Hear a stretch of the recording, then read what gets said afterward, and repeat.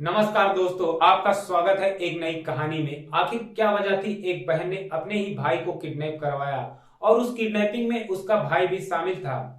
आज की कहानी है भोपाल शहर के ऐशबाग इलाके की। अगर आपको कहानी पसंद आए तो वीडियो को लाइक और चैनल को सब्सक्राइब जरूर करें। दोस्तों, बात है 12 दिसंबर 2018 की। भोपाल के ऐशबाग के टाउन इंस्पेक्टर अजय नायर करीब रात के 8 बजे अपने ऑफिस में बैठे हुए थे। तभी ऐशबाग के रहने वाले सील कुमार अपनी बेटी रुचिका के साथ थाने पहुंचते हैं और बताते हैं कि उनका 19 साल का बेटा शाम को कोचिंग की तरफ किसी से मिलने गया था, लेकिन उसके कुछ देर बाद ही किसी ने आयुष के फोन से उनके पास फोन किया और कहा कि आयुष उनके कब्जे में है और फिरौती के लिए 1 करोड़ रुपए मांगे हैं। अब सील कुमार किडनैपिंग की रिपोर्ट लिखवाते हैं और ये मामला किडनैपिंग का था, इसलिए टीआई उसी वक्त इसकी सूचना थाने के एसपी राहुल लोढ़ा और एडिशनल एसपी संजय साहू को देते हैं। जिसके बाद ये सूचना मिलते ही दोनों अधिकारी रात को ही ऐशबाग थाने पहुंच जाते हैं। एसपी राहुल लोढ़ा बाप और बेटी से पूछताछ करते हैं, लेकिन उनकी कहानी उनके गले नहीं उतरती, क्योंकि सील कुमार एक प्राइवेट कंपनी में बस ड्राइवर थे और उनकी कमाई इतनी कम थी कि उनकी कमाई से मुश्किल से ही उनका घर चल पाता था।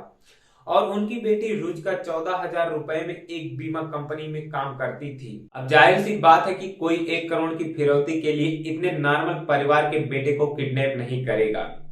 सील कुमार ने आगे बताया था कि किडनैपर्स ने कुछ ही घंटे बाद उनके पास फिरौती के लिए कॉल किया था, जबकि किडनैपिंग के केस में अक्सर ये होता है कि किडनैपर्स किडनैपिंग के 2-4 दिन बाद ही कॉल करते हैं, ताकि जिसको उन्होंने किडनैप किया है उसकी फैमिली टूट चुकी हो। फिरौती के लिए जो कॉल सील कुमार के पास आया था वो आयुष के फोन से ही किया गया था, फिर बाद में उसका फोन स्विच ऑफ कर दिया गया। अब सील कुमार से पूरी जानकारी लेने के बाद पुलिस किडनैपिंग की रिपोर्ट दर्ज करती है और सील कुमार को ये आश्वासन देती है कि वो आयुष को जल्दी ही ढूंढ लेंगे। इसके बाद पुलिस आयुष को खोजना शुरू करती है और उसका नंबर सर्वेलांस पे लगाती है, तो पता चलता है कि जब फिरौती के लिए उसके फोन से कॉल किया गया था तो उसकी लोकेशन बीना शहर में थी और इसके बाद फोन बंद कर दिया गया था। अब कोई रास्ता न मिलने पर पुलिस किडनैपर्स की कॉल का इंतजार करती है और पुलिस ने पहले ही सील कुमार को समझा दिया था कि उनको कॉल पर किडनैपर से कैसे बात करनी है। एक तरफ पुलिस आयुष को खोजने में लगी थी, तो वहीं दूसरी तरफ आयुष की बहन रुचिका और उसके मोहल्ले का रहने वाला एक लड़का जिसका नाम गौरव जैन था,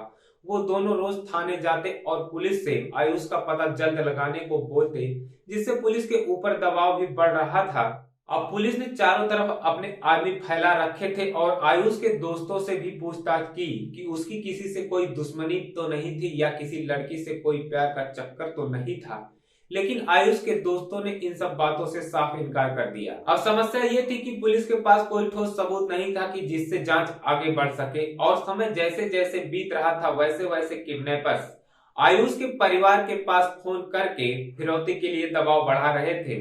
एक समस्या यहाँ और थी कि हर बार नई जगह से फिरौती के लिए कॉल आता था। इसके बाद 24 दिसंबर को किडनैपर्स आयुष के पिता के पास कॉल करके उनको धमकी देते हैं कल यानी 25 दिसंबर को दोपहर में सीहोर के किरसेन वाटर पार्क में पैसा पहुंच जाना चाहिए, जिसके बाद आयुष को छोड़ दिया जाएगा। यह बात seal Kumar additional SP Sanjay Sahu और टीआई अजय नायर को बताते हैं, जिससे एसपी संजय साहू ये अनुमान लगाते हैं कि किडनैपर बहुत चालाक है, क्योंकि 25 दिसंबर को प्रदेश में नई सरकार का शपथ ग्रहण समारोह है, तो सारे अधिकारी उसमें व्यस्त रहेंगे और किडनैपर आसानी से पैसा ले सकेगा। लेकिन एडिशनल एसपी संजय साहू ये मौका गंवाना नहीं चाहते थे, इसलिए उन्होंने सादे ड्रेस में कुछ पुलिस वालों को सुबह से ही किरसेन वाटर पार्क में भेज दिया ताकि किडनैपर्स बच ना पाए। पुलिस सुबह से ही किरसेन वाटर पार्क में तैनात थी और शपथ ग्रहण समारोह से फुर्सत मिलते ही एडिशनल एसपी संजय साहू भी वहां सादे ड्रेस में पहुंचते हैं। पुलिस दिन भर नजरें गड़ाई थी, लेकिन पैसा लेने कोई नहीं पहुंचता, इसलिए पुलिस निराश होकर वापस लौट आती है। अब सील कुमार के घर वापस आने के कुछ देर बाद ही किडनैपर का कॉल उनके पास आता है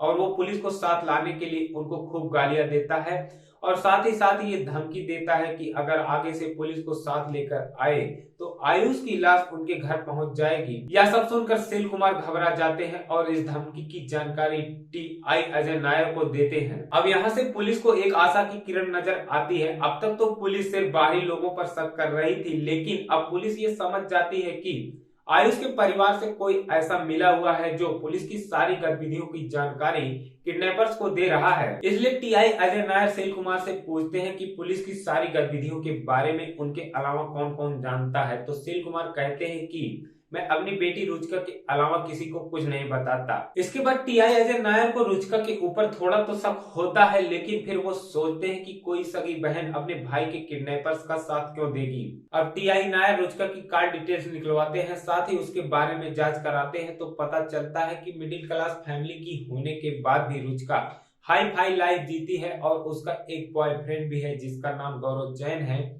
वो भी आयुष के मैटर में काफी इंटरेस्ट ले रहा है। दोस्तों, गौरव जैन रुचिका का पड़ोसी था और दवा का कारोबार करता था। अब पुलिस के सामने शक करने के लिए दो नाम थे। पहला नाम तो आयुष की बहन रुचिका का और दूसरा नाम गौरव जैन का था। अब पुलिस गौरव और रुचिका की कार डिटेल्स चेक करती है तो पता चलता है कि जितनी बार सेल कुमार के पास फिरौती के लिए कॉल आया था, उससे कुछ देर पहले और उसके कुछ देर बाद रुचिका ने गौरव से बात की थी। इतना ही नहीं, रुचिका से बात होने के ठीक बाद गौरव हर बार किसी दूसरे नंबर पर बात करता था। अब ये कोई संयोग तो था नहीं, क्योंकि संयोग एक या दो बार हो सकता है, बार बार नहीं। पुलिस ने आगे पता किया तो पता चलता है कि गौरव जिस नंबर पर बात कर रहा है वो नंबर उसकी दुकान पर काम करने वाले एक लड़के अतुल का है और वो उसी दिन से छुट्टी लेकर गायब है जिस दिन से आयुष लापता हुआ है। इसके बाद एसपी संजय साहू के सामने पूरी कहानी साफ हो गई। अब पुलिस उसे पकड़ने के लिए निकलती है तो पता चलता है कि उसके फोन की लोकेशन आगरा में है। अब पुलिस आगरा के लिए निकलती है तो उसकी लोकेशन भोपाल की तरफ बढ़ने लगती है, जिससे पुलिस अनुमान लगाती है कि गौरव तमिलनाडु एक्सप्रेस से भोपाल आ रहा है। गौरव के भोपाल पहुंचते ही और ट्रेन से उतरते ही पुलिस उसको अपने हिरासत में ले लेती है। अब गौरव कोई क्रिमिनल तो था नहीं जो पुलिस को गुमराह कर पाता। इस वजह से थोड़ी सी ही पूछताछ में उसने सब कुछ सच सच बता दिया। अब गौरव बताता है कि उसने अपने प्रेमिका रुचिका की आर्थिक मदद करने के लिए आयुष को किडनैप करने का प्लान बनाया था, जिसमें आयुष खुद भी शामिल था और उसने पैसों का लालच देकर अपने नौकर अतुल को भी इसमें शामिल कर लिया। गौरव आगे बताता है कि मैं, अतुल और आयुष साथ ही आगरा से लौटे थे। आयुष अलग डिब्बे में था जो भोपाल स्टेशन पर उतरकर दूसरी ट्रेन से इंदौर चला गया, जबकि अतुल मेरे साथ ही था। पुलिस अतुल को पहचानती नहीं थी, तो जैसे ही पुलिस ने गौरव को पकड़ा, अतुल वहां से तुरंत भाग गया। अब भोपाल पुलिस टीम आयुष को इंदौर से ले आती है और तीनों को गिरफ्तार कर लेती है। गिरफ्तार करने के बाद जो कहानी सामने आई उसे सुनकर आप चौंक जाएंगे और आपके मुंह से यही निकलेगा कि भगवान ऐसी औलाद किसी को ना दे। दोस्तों, गौरव जैन जो एक दवा व्यापारी था, वो ऐशबाग इलाके की उसी गली में रहता था जिस गली में रुचिका अपने माता पिता और भाई आयुष के साथ रहती थी। रुचिका का परिवार एक सीमित कमाई वाला परिवार था जिसमें उनके घर के सिर्फ खर्चे चल जाते थे, लेकिन कम कमाई होने के बावजूद भी रुचिका अमीरों की तरह रहती थी और उसके सपने भी बड़े थे। वो अपने भाई को बड़ा आदमी बनाना चाहती थी, इसलिए पढ़ाई खत्म करने के बाद वो एक बीमा कंपनी में काम करने लगी थी। वैसे तो रुचिका के पिता मूल रूप से जबलपुर के रहने वाले थे, लेकिन अपनी आर्थिक दिक्कतों के चलते वो भोपाल में रहते थे। अब पड़ोस में रहने वाले गौरव जैन का अपनी दुकान पर जाने का टाइम वही था जब रुचिका ऑफिस के लिए अपने घर से निकलती थी। इस वजह से गली में रोज दोनों का आमना सामना होता था। पहले तो दोनों की आंखें टकराई, धीरे धीरे दोनों के बीच प्यार हो गया और दोनों प्यार में पहले तो बाहर मिलते थे, लेकिन फिर बाद में गौरव धीरे धीरे रुचिका के परिवार से मिलने लगा और उसके घर भी आने जाने लगा। रुचिका के परिवार की आर्थिक स्थिति गौरव को भी पता थी और गौरव काफी अमीर था, जिस वजह से वो रुचिका के कहने पर उसके परिवार की आर्थिक सहायता करता रहता था। दोस्तों, अब जाहिर सी बात है कि ऐसे मददगार इंसान के लिए कोई भी आदमी अपनी आंखें बंद ही कर लेता है। यह सब जानते हुए भी कि खूबसूरत और जवान बेटी का दोस्त बिना किसी मतलब के ऐसे मेहरबान तो नहीं होगा। रुचिका के माता पिता सब कुछ जानकर अनजान बन रहे थे, जिसकी वजह से गौरव और रुचिका का प्यार बढ़ता ही गया। इतना ही नहीं, गौरव रुचिका को बाहर घुमाने ले जाता था और रुचिका के घर लौटने पर उसकी माँ उससे एक बार भी कोई सवाल नहीं करती थी, क्योंकि गौरव ने उस समय रुचिका के परिवार की मदद की थी जब पैसों की वजह से आयुष का एडमिशन रुक रहा था। आयुष अब बड़ा हो चुका था, उसको सब पता था कि गौरव उसकी बहन से दोस्ती रखने के लिए उसके परिवार की मदद करता है। इसके बाद भी आयुष गौरव को पसंद करता था। इतना ही नहीं, आयुष कई बार गौरव और रुचिका के साथ घूमने भी चला जाता था और उसे जब लगता था कि मैं कबाब में हड्डी बन रहा हूँ तो वो इधर उधर हो जाता था। इसका मतलब दोस्तों आप तो समझ ही रहे होंगे कि क्या क्या हो रहा था। इन्हीं सब के चलते गौरव और रुचिका का प्यार इतना बढ़ गया कि दोनों ने शादी का फैसला कर लिया।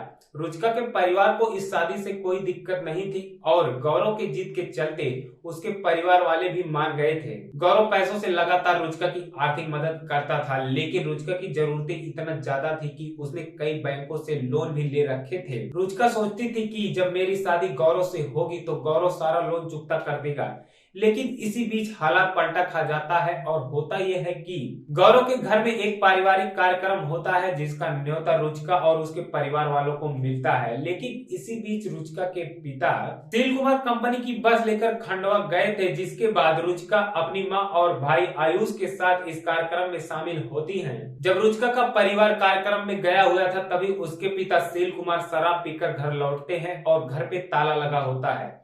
घर में ताला लगा देखकर उनको गुस्सा आ जाता है और उनको पता चलता है कि रुचिका के साथ पूरा परिवार गौरव के यहाँ गया है, जिसके बाद वो शराब पीकर गौरव के घर पहुंच जाते हैं और कार्यक्रम में गाली गलौज करने लगते हैं और उसके रिश्तेदारों के सामने रुचिका और गौरव के रिश्ते को भी उजागर कर देते हैं। इस सब के बाद गौरव के परिवार वाले इस रिश्ते के खिलाफ हो जाते हैं और जिसके चलते गौरव की शादी कहीं और कर देते हैं। लेकिन शादी होने के बाद भी गौरव का प्रेम संबंध रुचिका से पहले की तरह ही चलता रहा, जिसमें उसका भाई आयुष भी उनकी मदद करता था, जिसके बदले गौरव दोनों की कुछ न कुछ मदद करता रहता था। लेकिन रुचिका ने गौरव से शादी के भरोसे जो लोन ले रखा था वो उसके गले में फंस चुका था, क्योंकि उसकी कमाई इतनी भी नहीं थी कि वो लोन की किस्त भी समय पर भर पाए। गौरव उनकी मदद करना तो चाहता था, लेकिन लोन की रकम इतनी बड़ी थी कि गौरव के लिए इसका इंतजाम करना संभव नहीं था। इसलिए गौरव, रुचिका और आयुष इस समस्या से निपटने का रास्ता खोजने लगे। इसके लिए रुचिका और आयुष अपने पिता सुशील कुमार पर दबाव भी बना चुके थे कि वो जबलपुर की पुश्तैनी जमीन बेच दे, क्योंकि दोनों को लगता था कि इसको बेचने पर लगभग 1 करोड़ रुपए मिल जाएंगे। लेकिन सुशील कुमार इसे बेचने को तैयार नहीं होते। अब इधर गौरव की पत्नी 7 महीने की गर्भवती थी, इसलिए गौरव रुचिका के साथ ज्यादा टाइम बिताना चाहता था। उसका प्लान था कि वो गौरव की मदद से नए साल पर रुचिका को भोपाल से कहीं बाहर ले जाएगा।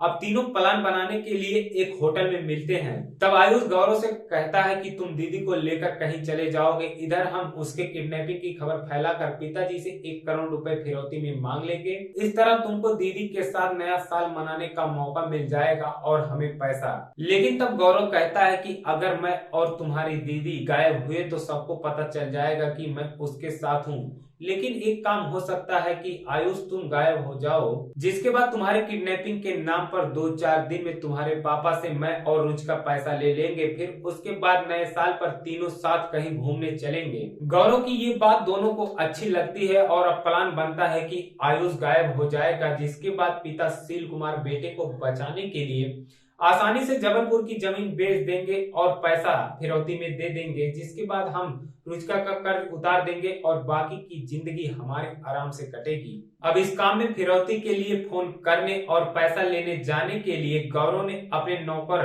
अतुल को भी पैसे का लालच देकर इस प्लान में शामिल कर लिया। जिसके बाद 12 दिसंबर 2018 को आयुष किसी से मिलने के लिए घर से निकला और गायब हो गया। फिर गौरव ने अतुल के साथ आयुष को मिसरोद के एक होटल में रोक दिया। इसके कुछ देर बाद ही अतुल ने आयुष के घर पर फिरौती के लिए फोन कर दिया। इसके बाद आयुष को मिसरोद के होटल से निकालकर कुछ दिन उसे छतरपुर में रखा, जिसके बाद उसे अतुल के साथ आगरा भेज दिया। लेकिन इसी बीच पुलिस टीम सक्रिय हो गई और इन तीनों को पकड़ लेती है और पूरे केस का खुलासा कर देती है। अब पुलिस अतुल, आयुष और रुचिका से पूछताछ के बाद उन्हें जेल भेज देती है, जबकि कहानी के अनुसार अतुल फरार था तो उसकी खोज जारी थी। तो दोस्तों, आज की ये कहानी कैसी लगी कमेंट करके जरूर बताएं और वीडियो अगर पसंद आया हो तो वीडियो को लाइक और चैनल को सब्सक्राइब करना ना भूलें।